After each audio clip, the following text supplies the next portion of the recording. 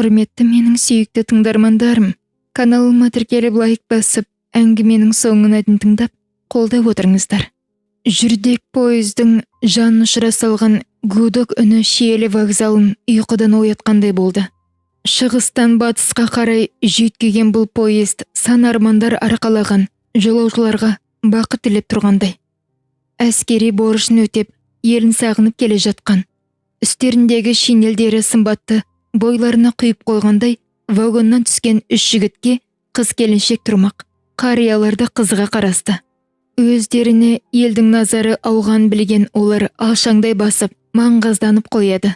Қолында гитарасы бар тәпелтек жігітті орталарына алған 10 шақты бозбала бұларды сонадайдан көріп, аман сау оралуларыңмен, бұратандар деп, жапа тармағай құшақтасып амандасты. Перронды жағалай орналасқан орындықтарға отырыса қалып, Шиелі мәнін әлгі тәпелтек гитарашы сүйемелдеп, әскерден келген 3 жігітті ортаға алып, шырқай жөнелді. Күздің салқын кеші. Күн көзінің жылуы азайып, соңғы жапырақтардың ағашты қимай жерге үзіліп түсіп жатқан шағы. Әскерден келген 3 жігіттің бірі ақсары өңді, денесі шымыр, жымиғанда бетінде әдемі ойық пайда болатын. Қыз біткеннің назарын еріксіз аударатын Нүркен қасындағы 2 әскери жолдасы Жігер мен Нұрланды үйіне қонақ етіп күтуде. Бөтен ауыл, бұрын көрмеген адамдары болса да, әскердің ыстық буыма кім білсін.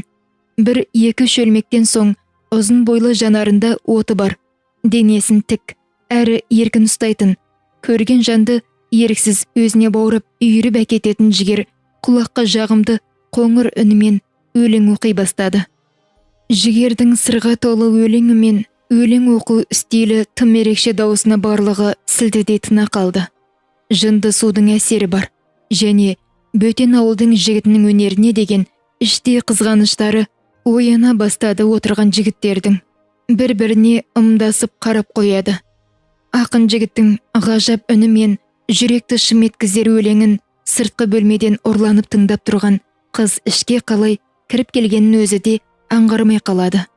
Қара торы жүзіне мойылдай қара көздері мен иықтан төмен түсе өрілген қос өрімі жарасын берген бұл қыз Нүркеннің 9-шы сынып оқитын қарындасы Жәудір еді. Төрде бар ынтасымен өлең оқып отырған. Әскери киімі өңіне құйып қойғандай ақын жігітке көз алмай қарап қатты да қалды. Жүрек тұсы еш себепсіз шаншып, ішкі әлемінде бір ұлы төңкеріс басталды да кетті. Мөлдіреген жанарынан ақын жігітті іштей ұнатып қалғандығын білу қиын емес еді. Ауыл жігіттері мұны байқап, бірін-бірін түртіп қалысты. Мұнысы өзге ауылдың жігітінен Жәудірді қызғанғандар еді. Осы жігіттердің де біразы Жәудірді ұнатып, бірақ ағасы Нүркеннен баталмай жүргендер еді.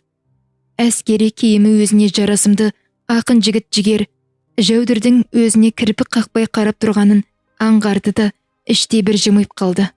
Жігіттің өзіне қарап жымиғанын аңғарған Жәудір жанарын төмен салды да атқып сыртқа шықты. Өн бойында әлі жоқ, жүрегі талықсып бара жатқандай, 2 беті ду ете қалды. Анасының: «Жәудір жан, ішке тамақты таси ғой» деген даусынан есі жиды.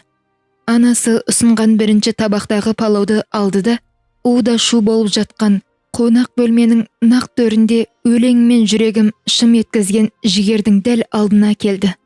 Қыз ұсынған табақты ақын жігіт қолын созып алып жатқанда байқаусызда қолы жігіттің қолына тиіп кетті.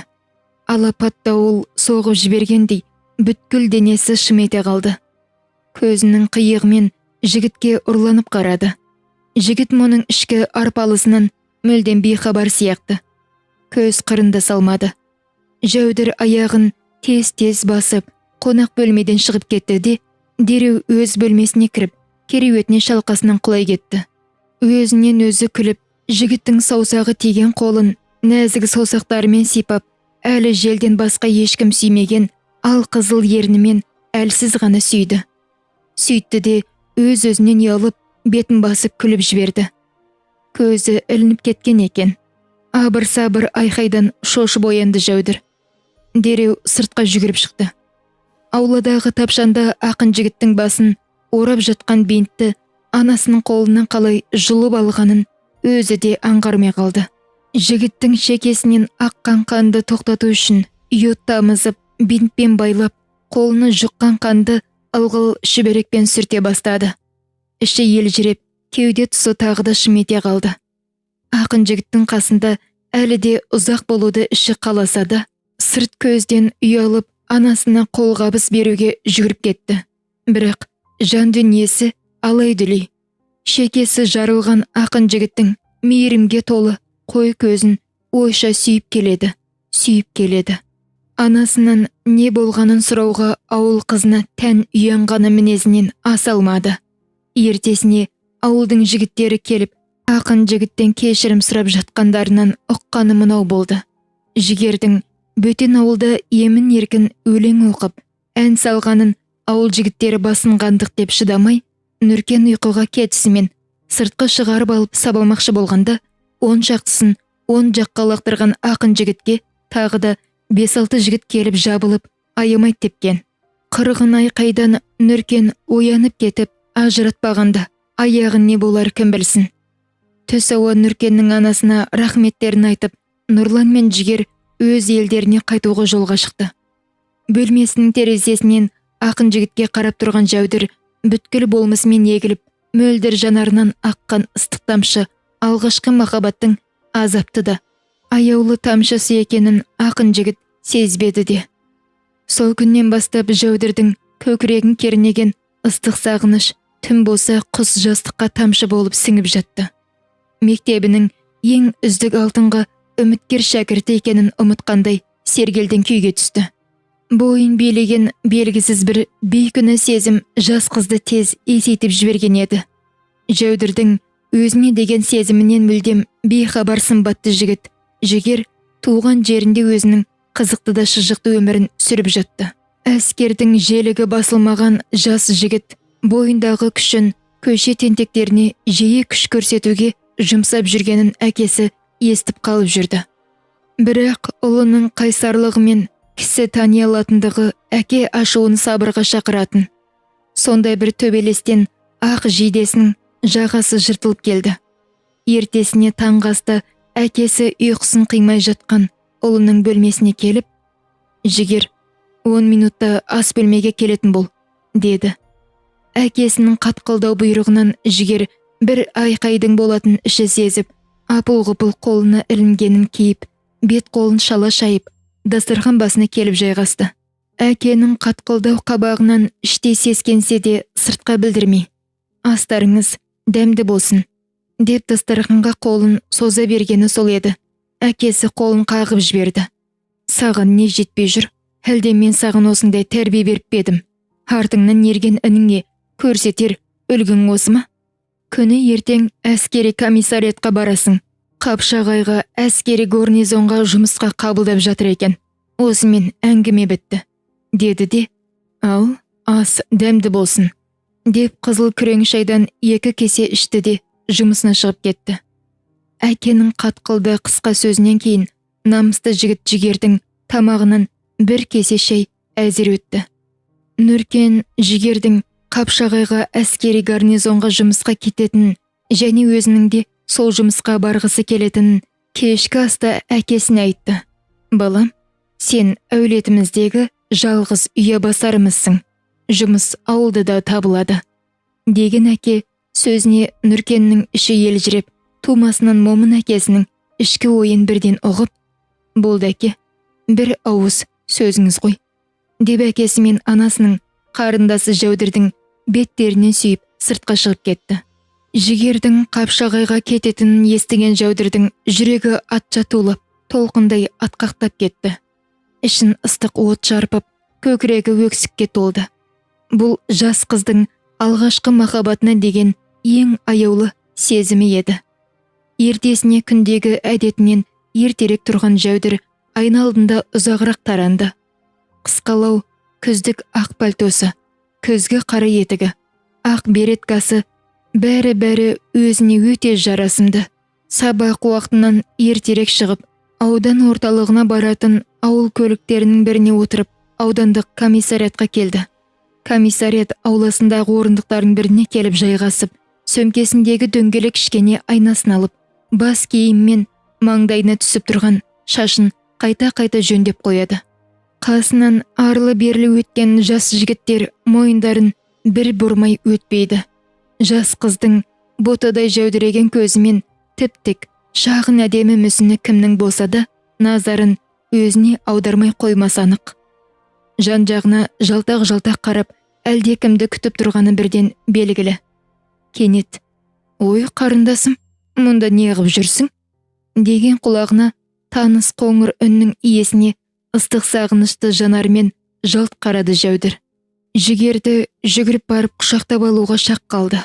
«Аға, орталықтағы кітап дүкендерінен ұбт-ға байланысты тез жинақтарын алуға келген едім. Сіздің осында келетіңізді ағамнан естіп, сәлемдесейін деген едім», деп ұялып төмен қарады. «Кітап дүкендері әзір ашылмайды ғой. Мен ішке кіріп шығайын, сен күте тұр. Дүкенді бірге аралаймыз, қарындасым», деді де жігер ішке кіріп кетті. Қыздың қуанышында шек болмады. Мектептегі сабағын ұмытып, басқа ғажайып әлемге қалықтап ұшты да кетті армандары. Кешікпей іштен жігер шықты да, «Ал, қарындасым, ағаң бұйырса Қапшағайға әскери жұмысқа орналаспақ», деп комиссариат берген дәрігерлік байқаудан өту қағазын көрсетті. Қыздың өн бойын қимастық сезім шарпып өтті. Кеудесіне өксік тығылып, тек сырттай жымиды да қойды. Жас қыздың өзіне деген сезімі барынан бейхабар жігіт аңқылдақ сөйлеп келе жатыр. «Әке мен шешейдің жағдайы қалай? Сабағың жақсы ма?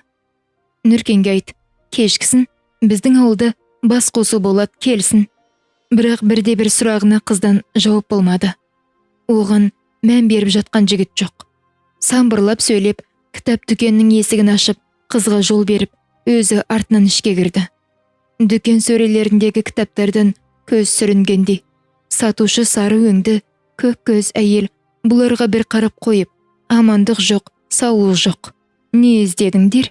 деп дүңк ете қалды. «Сәлеметсіз бе?» деді жігер сатушыға оқты көзімен бір қарап қойып. «Қарындасыма ОБТ-ға байланысты тез жинақтар керек», деп сатушыға тіктеп қарады. Жігіттің өткір көзінен қаймықты ма, сатушы әйел жәудірдің қолына бірнеше жинақты ұстата салды да, «Қандай пән таңдадың? Кім болғың келеді?» деді. «Дәрігер болғым келген, бірақ қазір ол ойымнан айнығандаймын», деді. Қыздың жауабына есі саuma дегендей бажырайып қараған сатушы, «Алдымен таңдауыңды жаса, сосын барып келерсің», деді қатқылдау үнмен. Жастайынан кітапқа құмар болып өскен жігер бұл уақытта Ильяс Есенберлиннің көшпенділерін қолына алып кітаптың ішіне кіріп кеткен еді. Айналасындағылардың бәрін де ұмытқан. Қалтасына ауылға жететін ақшасын ғана қалдырып, әлгі кітапты сатып алды. Көше бойлай сап түзеген қарағаштардың, теректердің жерге түсіп, жаншылған жапырақтары сүреңсіз күздің бейнесі іспетті. Екеуі аудан орталығынан ауылдарға жүретін автовокзал бекетіне жаяу келді. Жәудірді ауылына баратын көлікке отырғызды да, «Жақсы, қарындасым, үйдегілерге сәлем айт. Нүркенді кешке ауылда күтетімді жеткіз», деді де ауылына баратын көлікке қарай аяңдады.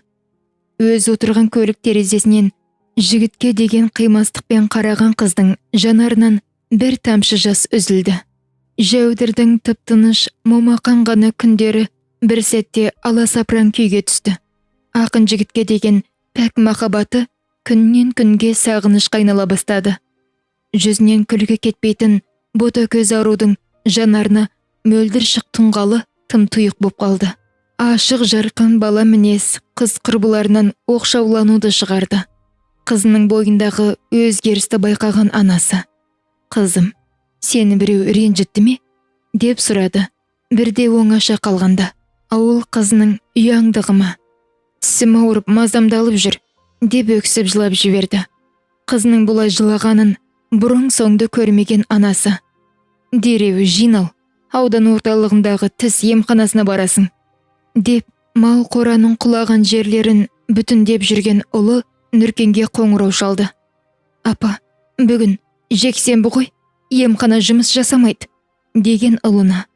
Ауылдағы доктор Сәрсенбайдың баласы Бақыт қой, әкеңе звондап хабарлас дейм, деді де, Жәудірдің маңдайынан сүйіп, көзінің жасын сүртіп, бәйек болды да қалды.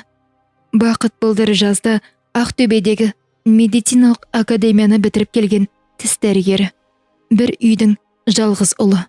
Көк Ауди ойдым-ойдым болған көше шаңын бұрқыратып зулап келеді. Жүргізушімен қызу әңгімеге кіріскен Нүркен қарындасын ұмытып кеткен сияқты. Арасында екеуі күлісіп қояды. Олардың не айтып жатқандары тұрмақ, бір сөздерінде естір емес Жәудір. Бар ойы қазір тісімнің ауырғаны өтірік екенін айтса, не дейм деп келеді. Иығына түскен шашын екі жаққа бөліп, әдемі түйрегіш қадаған, бота көз аруға Бақыт сұқтана қарады.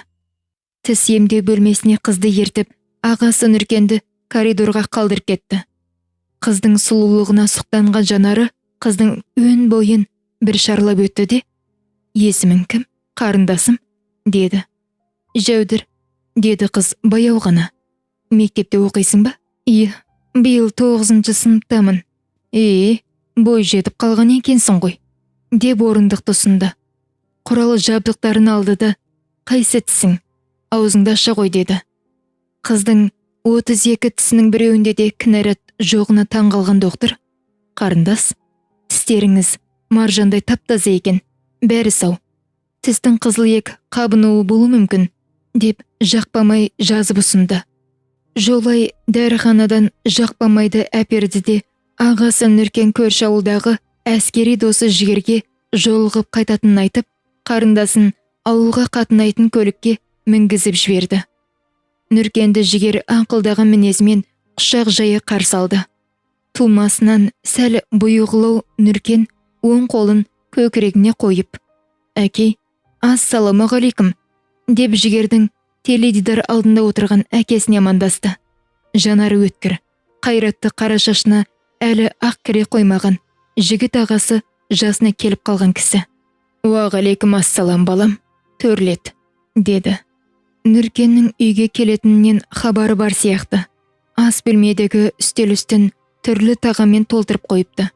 Дөңгелек жүзді, ет жеңділеу келген, сөйлегенде үні жүрекке жылы естілетін Жігердің анасы иісі мұрнын жарардай бір табақ қуырдақты әкеп, екі иығынан дем алып тұрған шоқ самауырмен тіл үйірер қызыл күрең шай құйды. Сыр өңірінің қара суығымен қыс ызғары қосылғанда, солтүстіктің кәдімгі сақылдаған сары аязынан кем түспейді. Бойларында жастықтан қайнаған қызу қаны бар қос жігіт сырттағы қызыл шұнақ аязды шыбын жаққан құрлы көрмеді. Үйден сәл ұзай бере Жігері анасына шырпыры шығып кигізіп жіберген бас киімін күртешесінің қалтасына салып алды. Құлағың үсіп кетер, киіп асай, деген Нүркеннің сөзіне. Бастысы құлақ емес, қауашақтың ішіндегі ми, деп риясыз күлкісімен аңқылдай күлді.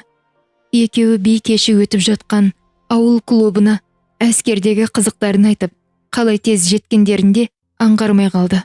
Бұл желтоқсан айының 10-шы жұлдызы еді.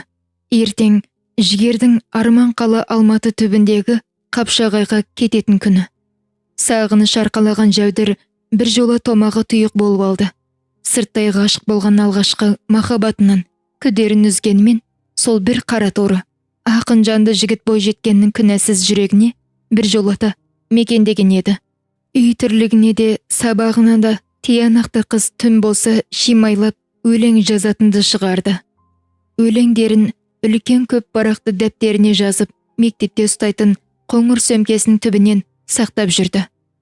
Жігер аға, мен сізге ғашықпын. Мұным бәлкім дұрыста емес шығар, бірақ мен бар болмысыммен, бар жаным тәніммен сізді құлай сүйдім. Оған Алла куә, деп басталатын дәптер жолындағы сезім хаты күн өте келе өлеңдерге айналды. Бар арманы, бар ойы ақын жігітте.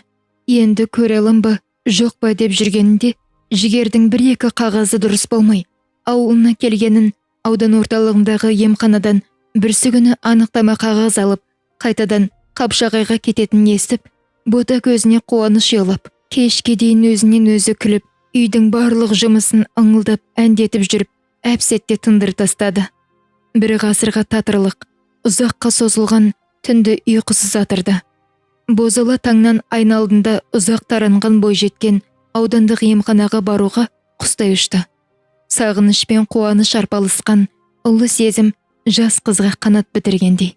Талдырмаш мүсініне жарасымды ақ тоны мен қою бұйра, қалың шашын жасырған ақ бөрігі, жәудірдің қара торы өңін аша түскендей.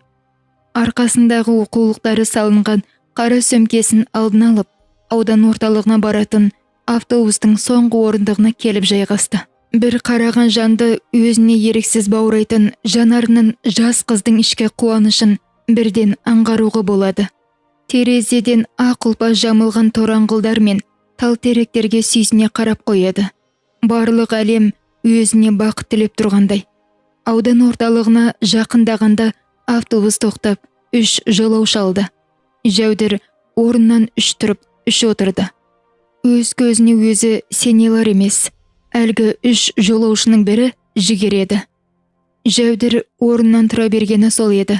Жігер бірге мінген ақ сары қыздың құлағына бірдеңелерді айтып, қыздың бетіне қарап сүйсіне күлді. Жәудір орнына сылқ етіп отыра кетті. Жаңа ғана қуаныш кернеген көкірегін қызғаныш оты шарпып, белгісіз бір мұң оянғандай болды. Іштей жек көріп кетті жігітті. Аудан орталығындағы автовокзалға келіп тоқтаған автобус толы жолаушылар түсе бастады. Жігер алдыңғы есіктен алдымен өзі түсіп, әлгі ақсары қыздың қолынан ұстап, түсіріп құрмет көрсетуде. Жәудір жүрегін өкініш кернеп, артқы есіктен түсті де кілт бұрылып теріс қарай кетті. Ондағы ойы Жігерге көрінбеу. Жеңеше жақсы, ағама сәлем айт, деген таныс дауысты естіп, сілтіде тына қалды. Иә, ақын бала, сәлеміңді жеткізем, деп әлгі ақсары қыз өзіне жарасымды күлкісімен сыңғыр ете қалды. Бұл Жігердің жақында үйленген немере ағасы, Беріктің үйіндегі жас жеңгесі еді. Жәудір өз ойынан өзі ұялып кетті. Мен осы ақымақпын ба, әлде жындымын ба? Анық қанығын білмей жатып, сағынышыма айналған жанды өкпеге қиғаным не? Деп іштей өзіне ұрса жөнелді. Сонадайда ұзап кеткен жігіттің артынан, аға, Жігер аға, деп айқайлады. Ішінен, Жігер, жаным, деп айқайлағысы келіп ақ тұр, бірақ әттең. Жігер Жәудірді көріп, туған қарындасындай құшақтап, бетінен сүйіп амандасты. Үйдегілер қалай? Сабақ үлгеріміңді өте жақсы деп естідім. Жарайсың қарындасым, деп ештеңеден бейхабар жігіт қыздың арқасынан қағып қояды. Ал Жәудір болса іштей, тағы да құшақтап, бетімнен сүйіңізші деп өз оймен әуре. Емханаға кіріп шыққан жігіт жұмысын бітпеді, 2 жерге қол қоймады. Облыс орталығынан өтуім керек екен, деді де сыртта өзін күтіп тұрған қызға. Сенің сабағың жоқ па бүгін? Деп таңырқай қарады. Аға, мен аудан орталығына даярлық курстарға келіп тұрам осылай, деді сасқалақтаған қыз. Әрине мұнысы жалған еді. Аға, облыс орталығында диагностикада жеңешем жұмыс жасайды ғой, бәлкім соған айтып көрерміз, деді Жәудір. Жеңешем деп тұрғаны әкесінің інісі Есболдың әйелі. Ол қалай болар екен? Деді Жігер 2 ұштылы оймен. Жеңешемнің нөмерін телефоныңызға теріп, мен хабарласып көрейін. Менің ұялымда ақшасы бітіп қалып еді, деді. Мұндағы ойы жігіттің нөмерін қалайда есіне сақтап қалу еді. Мақұл, көрейік, деп жігіт Жәудір айтқан нөмерді теріп қызға ұсынды. Ұялыны қолына ұстаған қыздың сезімі толып, жүрегі жиі соға бастады. Мен ұнатқан, мен сүйген жанның саусағының ізі бар ғой мұнда, деп ұялыны сүйректе саусақтарымен сипап, қиялға беріліп кетті. Арғы жақтан, алло, бұл кім? Алло, деген дауысты да естір емес. Әріректе шылым шегіп тұрған Жігер қыздың бұл әрекетіне сырттай таңғалса да сыр бермей. Жәудір, қарындасым, ұялыға жауап берсе, деген ұнамды даусының есін жиып. Алло, жеңеше, қалайсыздар? Деді асып-сасып. Бұл кім? Кім керек? Деген орта жасты алқымдап қалған әйел даусы сонадайда тұрған жігерге де естілді. Мен ғой, Жәудірмін. Ау, бота көзім-ау, амансыңдар ма? Кімнің номері мынау? Деп әлгі әйел даусын жұмсарта сөйледі. Ауыл қызына тән ұяңдығымен сыпайылығын сақтаған Жәудір бір күліп алды да, істің мән жайын айтып түсіндірді. Ақ баланың жолдасы болса, қалайша көмектеспеймін, ертең жетсін, деді ұялының арғы жағындағы әйел. Шылым тұқылын арнайы жәшікке салған сұңғақ бойлы, сымбатты жігіт. Ол кісіні қалай тапсам болады? Деуі мұң екен. Қалаға диагностикалық орталыққа жеткенде маған қоңырау шалыңыз аға, мен жеңгеге келіп тұрғаныңызды ескертемін, деп жалма-жан қағаз қалам алып номерін жазып берді. Жігер таңертең ерте діттеген жерде болу үшін кештетіп қалаға аттанып кетті. Ертесіне бірінші сабақты қоңырау күтіп елеңдеп отырған. Жәудірдің ұялысына қоңырау шалынды. Алдыңғы партада отыратын еңгезердей ірі сыныптасы Талғатты тасалап. Алло, деді сыпырлап. Жігер ағаңмын ғой. Деуі мұң екен. Екі беті ысып шыға келді. Апай, сыртқа шығып келуге рұқсат па? Деді шұқшиып журнал толтырып отырған ұзын бойлы, жүзін әжім торлаған мұғалімге. Көзілдірігінің үстімен бажырая бір қарады да, бар, соңғы кезде сабақты қойдың, деді қарлыққан үнмен. Өңменнен өтерлік суық көз қарастан жүрегі дір ете қалды оқушы қыздың. Атқап сыртқа шықты да акт залына кіріп, есігін жауып алды да, алло, аға, халіңіз қалай? Деді үздіге. Арада айлар өтті. Сынаптай сырғып, ақын жігіттің Қапшағайдағы шыжығы мен қызығы мол әскери өмірі басталғанына 4 ай болды. Таңның атысы, күннің батысы, әскери жаттығулар, әскери тәртіп, онсызды жүріс тұрысы сымбатты жігітті сымдай еткізді. Ауылда қалған қыз сезімнен бейхабар жас жігіт бұл күндері қос өмірі жамбасына түскен ойнақыды, жылы мейірімді жанары, бидай өңді, орташа бойлы, сарқанты қару меруертке көңілі кетіп жүреді. Мамырлаған көктем мезгілі де келіп жетті. Тау іспетті биік құмдардың етегін көмкерген құм қызғалдақтары әр жерден қылтиып шыға бастаған. Сырдың салқын желі өңін қақтаған. Әр алыстағы сүйгеніне деген іштегі арпалысқа толы сағыныш жүзіне мұң ұялатқан Жәудір бір мезгіл ауыл сыртындағы Бектас көлінің жағасына барып, ой сергітуді әдетке айналдырды. Сондағы мақсаты жігерге деген ыстық, риясыз сезімін ақ парыққа түсіру. Қызым, біз сенен үлкен үміт күтеміз. Бір отбасына бір дәрігер керек. Астанаға шетел асып оқисың, деп үміт артқан ата-анасының сөздеріне бір ғана жауап айтты. Жоқ, мен тігінші болам, Қапшағайға кетем. Есің дұрыс па? Сенен осындайды күттім бе? Деп анасы жылады. Қайдағын айтпа, дәрігер боласың, деп әкесі қатуланды. Көз жасына ерік берген қыз сыртқа ытқып шығып, көлге қарай жүгіре жөнелді. Мен қалайда саған барам, махаббатым үшін кез келген сынға төтеп бере алам, деп іштей өз-өзіне серт берді. Қолындағы қарапайым ұялыдан тездетіп жігердің номерін терді. Бұрын соңды бұлай жасамаған қыз өз қылығына есеп бере алмады. Арғы жақтан. Алло, алло, бұл кім? Деген құлағына жағымды қоңыр дауысты естігенде ұялының қызыл тетігін баса қойды. Менің номерімді сақтамаған екен ғой, деген реніші қылаң берді. Көлдің жағасына шыққан қалың өлең шөпті құшақтай етпеттеп жылап жіберді. Кеш бата Жәудірдің ыстығы көтерілді. Дәрі-дәрмек ішкенмен қыздың халі төмендей берді. Ауыл дәрігері Сәрсенбай ағай қыздың жүрегін өкпе тұсын тыңдап көрді де, ауруханаға барып томографияға түсіріп көру керек деді. Қаншама тексерулер мен қан құрамын зерттеулер оң нәтиже берді. Дәрігерлер қыздың науқасын табылмады. Ол махаббат ауруы еді.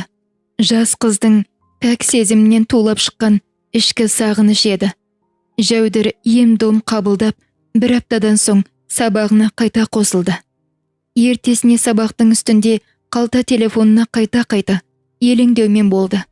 Кеше, Жігер аға, Қапшағайда тігінші оқуы бар деп естідім. Соның мекен жайын, телефон нөмірін жазып жіберіңізші, деген қысқа ғана хабарлама жіберген болатын. Бірақ жауап келмеді. Ертесіне де хабар болмады.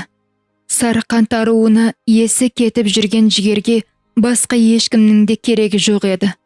Демалыс күндері қалайда сол арумен жүздесуге асығып жүріп, Жәудірдің жолдаған хабарламасын оқымады да. Алматы бағытына қарай Ақтөбе Алматы поезды Шиелі станциясына келіп тоқтады. Перронды жағалай күріш, көкөніс, кептірілген балық сатқан жолаушылардың вагондарға мінуіне мұрша берер емес. Етек жеңдерінен тартып, сырдың ақмаржан күріші, жегенде арманда, жемегенде арманда. Нәнсайдың сазанын аламыз. Төңкерістің бал татитын қауын қағынан жеп көріңіздер. Шиелі картобы, деп заттарын өткізуге асыққан сатушылардың арасынан талдырмаш, бойы орташадан ұзынырақ. Үстінде көнелеу көкшіл көйлегі мен көйлегінің түсіне ұқсас қол сөмкесі, қасында үлкен қара жол сөмкесін сүйреткен ағасы Нүркен мен Жәудір 8-ші вагонның алдына келіп тоқтады. Әлде де ойлан, қарындасым, сенің жоғары оқу орнына түсуге білімің жетеді ғой, деді Нүркен қарындасына. Аға, менің қалауым тігінші болу. Кім болсам да нанымды тауып жесем болды емес пе, аға? Деді ағасына жүзін басқа жаққа бұрып. Жарайды қалқам, жүрек қалауыңа ешкім қарсы болуға қақысы жоқ, деді де қарындасын сонан соң жол сөмкені вагон ішіне кіргізіп, орнына орналастырды. 13-ші орын, қасиетті сан ғой, жолың болады, деп қарындасының маңдайынан сүйіп бауырына қысты. Сен қорықпа, Қапшағайда әскери досым Жігер бар. Сені күтіп алып орналастырады. Тапсырып қоям хабарласып, деді де Нүркен қалтасынан ұялы телефонын алып қоңырау шалды. Жігердің есімін естуі мұң екен. Жәудірдің жүзіне күлкі үйіріліп, көкірегін қуаныш биледі. Жүрегі кетті тарсылдап. Номерін жазып алшы, деп ағасының Жігерге айтып жатқанын құлағы шалып қалды. Дүрсілдеген вагон үніне үйренбеген қыз түнімен көз ілмей шықты. Дөңбекшіп, әрі жатты, бері жатты. Оның үстіне ұры қарылардан да қауіптенгені бар. Әйтеуір таңды әзер атырды. 2-ші Алматыға келіп тоқтаған поездан ығы-жығы жолаушылар түсуде. Үлкен қалаға алғаш келуі болса да, сырт көзге ештеңе білдіргісі келмеген ауыл қызы денесін тік ұстап, сүйретпелі жол сөмкесін сүйреп купеден енді шыға бергенде, Жәудір қарындасым, деген таныс дауыс бүткіл әлемді нұрға бөлегендей саңқ ете қалды. Жігерді көрген бейкүні ару еріксіз жылап, жігіттің мойнына асыла кетті. Тоқтаусыз ұзақ жылады. Сағыныштың көз жасы.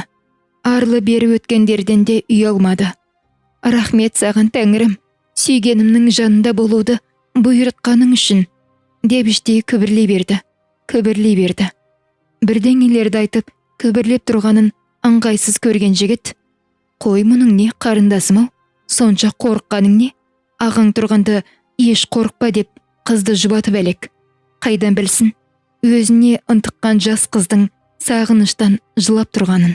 Оқуына орналасқан Жәудірдің ең бақытты күндері өтіп жатты. Жәудірдің оқу орны мен Жігердің қызмет етіп жүрген әскери мекемесі өте жақын орналасқан еді. Күнде таңертең Жәудірдің жатақханасының алдынан өтеді Жігер жұмысына. Жігіттің қай уақытты жұмысқа барып, қай уақытты өтетін уақытын жаттап алған қыз терезеден сыртқа қарап, сол бір қара торы, өзге жігіттерден сырттай еш айырмасы жоқ. Ауыл баласына ұзап кеткенше ынтыға қарап тұратын. Жігіттің жүрген жүрісі, бойын тік ұстауы, жалтыраған қара әскери етігіне дейін өте ыстық болып көрінетін. Іште елжіреп, көзімен аймалап тұратын бота көзі. Түн болса қиялымен ай кезіп, Жігермен сырласуды қалап жататын. Енді бой жетіп толықсып келе жатқан құлын денесі бір ысып бір суып, ұйқысыз талай түндерді өткізді.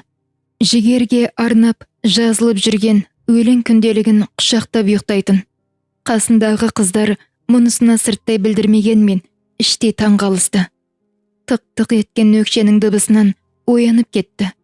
Жүгіріп терезе алдына барса, қасында екі жігіт бар. Жігіт өтіп бара жатыр екен, дәл терезе алдынан. Жүгіріп сыртқа шықты. Ұзап кеткен жігіттердің соңынан «Жігер аға!» деп айқайлады. Қыздың даусын естіген жігіттер сонадайдан бұрылып қарады. Жәудірді көрген Жігер «Сәлем қарындасым!» деп риясыз күлкісімен қолын көтерді де қасындағы жігіттермен бірдеңе айтып ұзай берді. «Аға, мен сізді сүйемін. Сіз үшін барлығынан бас тартып осында келдім. Күндіз көзіме, түнде кірпігіме жасырған махаббатымсыз. Сүйем сізді, сүйем. Менің сізге деген ыстық махаббатымды, жүрек күнделігімді ашып оқысаңыз ғой шіркін». Деген қыз көз жасына ерік беріп, сабағына да бармастан кереуетінде егіліп құлай кетті. Қапшағайдың бүгінгі таңы тым ерекше. Группаластары Лена мен Гүлнар Жәудірге бұл күндері айнымас дос, сырлас, құрбы болып алған еді. Қайда барса да үшеуінің жұптары жазылмайтын болды. Сабақтан соң қаланың сырт жағындағы ғашықтар мекені аталып кеткен демалыс орнына жиі баруды үш құрбы әдетке айналдыра бастады. Сондай күндердің бірінде Лена ақтөбелік жігітпен танысты. Тез тіл табысып кеткен қос ғашық бірін-бірісіз күн кеше алмайтындай халге жетіп, жиі кездесіп жүрді. Дене бітімі сәл толықтау. Қысық көз сары өңді жігіттің тым жылпосты Жәудірге ұнамайтын. Жәудірдің мұнысына қарап жатқан Лена жоқ. Жігіті қыдыртуға келсе, Жәудір мен Гүлнарды қоса ертіп шығады.